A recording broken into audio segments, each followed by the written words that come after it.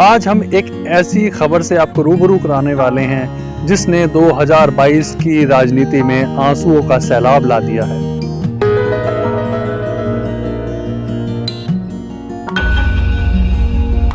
हिंदी लोगों को पूछा नहीं जाता है, क्षेत्र से निकाल के एक तरफ कर दिया जाता है।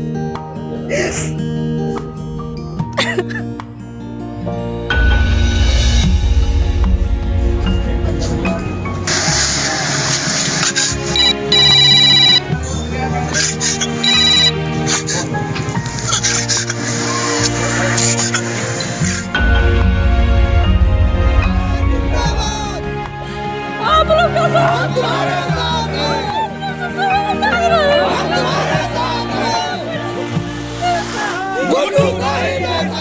क्या ऐसा हो गया कि 2022 की जो राजनीति है वो आंसुओं के समंदर में डूबती जा रही है।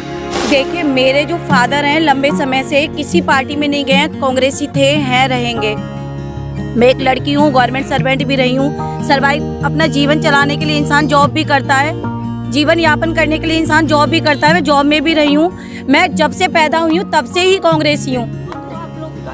पूरा सहयोग नहीं कर पाए हैं, फिर भी हम ये कोशिश कर रहे हैं कि आप लोग अच्छा विचार, आप ही परमेश्वर के समान है, आप लोग अच्छा विचार करिए कि क्या यह उचित हुआ है कि भाजपा सरकार ने जो जमीनी स्तर पर सेवा किया है रातों दिन, उसको टिकट न देकर किसी और को टिकट दे दी। और हम जब तक हमको उचित उपाय चाहिए और हम जब तक दिएंगे अपने खून की एक एक बूंद आप लोग की सेवा में। बताना चाहता हूँ, मैं सच्चा समाजवादी हूँ। माननीय राष्ट्रीय अध्यक्ष जी के चेहरे पे हमें वोट देना है। ये वीडियो मेरा रोने का मतलब ये था, सिर्फ मुझे दुख हुआ इस बात का कि मैं 8 सालों से मेहनत कर रहा हूँ। फिर पर राष्ट्रीय अध्यक्ष जी एक बार मुझे बुला करके कह देते कि तुम्हारा टिकट इसलिए काटा जा रहा है, तो मैं शायद ये नहीं करता। कहीं कोई टिकट कटने से परेशान है तो कहीं कोई वोट लेने के लिए परेशान है। जिस तरीके से पूरा घटनाक्रम चलता आ रहा है, पार्टी कोई भी हो, दल कोई भी हो, राज्य कोई भी हो, लेकिन आंसुओं ने हर जगह कोहराम मचाया हुआ है। आखिर क्या ऐसी वजह है कि 2022 की राजनीति आंसुओं वाली राजनीति बन गई है? राजनीति की मलाई ऐसी जिसको पाने के लिए हर कोई परेशान है। उत्तर प्रदेश हो या उत्तराखंड, हर जगह ऐसी ही तस्वीरें सामने आ रही हैं जहां राजनीति आंसुओं की धुरी पर आकर टिक गई है। उत्तराखंड के पूर्व मुख्यमंत्री हरीश रावत अपनी बेटी के लिए वोट मांगते मांगते भावुक हो गए।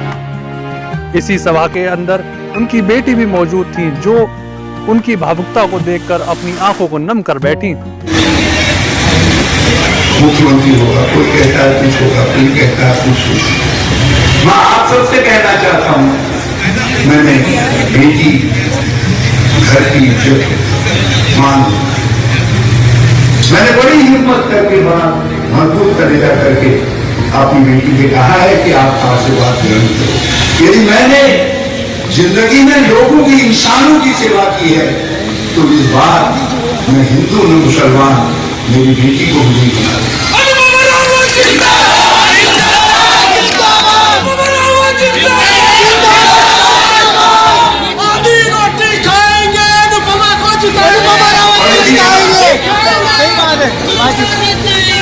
और मैं हरवाल वालों से भी एक बात कहना चाहता हूँ, बहन जी आपके आंसू की एक कीमत अदा करेंगे, एक कीमत आपकी अदा की जाएगी। मैं हरवाल वालों से भी कहना चाहता हूँ, तो गंगा में बहा दे, तुमने मुझे जिताया।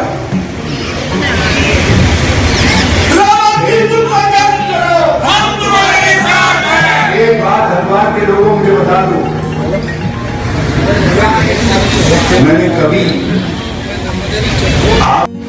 जो जिसका नाम हरीश रावत था वो आपके गाँव आया, द्वार आया या नहीं आया? ये तो गन्ना आज आपका 12 पॉइंट की रिकवरी देने का काम कर रहा है।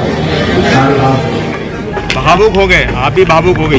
कुछ चीजें पुरानी जो 2017 के चुनाव की हार है वो भी कहीं ना कहीं सामने आई, क्या कर रही है? देखिए, हरीश रावत जी ने अपनी बातें लोगों के सामने रखी। हमारे लोग यहाँ पर हैं और सभी लोगों से, जितने भी यहाँ आए थे हज़ारों की तादाद में लोग हरिद्वार ग्रामीण 35 के, उनसे हमारा भावनात्मक लगाव है और कई वर्षों का है।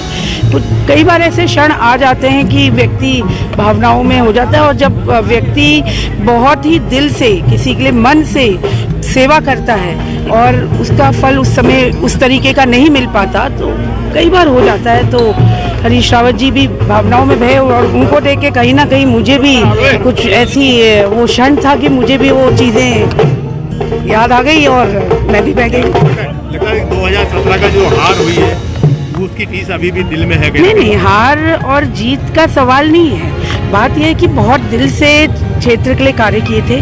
कई ऐसे कार्य थे जो कि आप ये देखिए, जब से लोग कहते हैं कि जब से आज़ाद हुए तब भी ये काम वहाँ पर नहीं हुए, लेकिन जब उन लोग, और कई ऐसी बातें हैं जिसके लिए बड़े बड़े आंदोलन अलग राज्यों में छिड़े, लेकिन तब भी वो चीज़ें लोगों को प्राप्त हुई। लेकिन हमने लोगों की भलाई के लिए कार्य किया, ये कि भाई मेन स्ट्रीम प्रोग्रेस से लोगों को यहाँ जोड़ा जा सके हरिद्वार ग्रामीण के। लेकिन रिजल्ट उस तरीके से उस समय नहीं आ पाए, और हार का सामना करना पड़ा। लेकिन ये चीज़ का वो नहीं है, और लोगों को एहसास है। आज किसी भी गांव में चले जाइए, जो लोगों का आशीर्वाद है। मैं ग्रामीण क्षेत्र है और यहाँ पर 8-9 बजे उन्होंने लोग विश्राम कर लेते हैं, लेकिन हम 9:30 बजे भी एक गांव हर्षीवाला पहुँचे, तो वहाँ जो बड़े बुजुर्ग थे, उनको जब पता चला कि मैं आई हूँ, तो वो बड़े बुजुर्ग अपने बिस्तर से उठकर मुझे आशीर्वाद देने आया। उन्होंने कहा, बेटी तेरे को हम जिता के भेजेंगे। और तो ये भावना है, भावना है। अब और आपकी बिटिया की आंखों में पानी आ गया,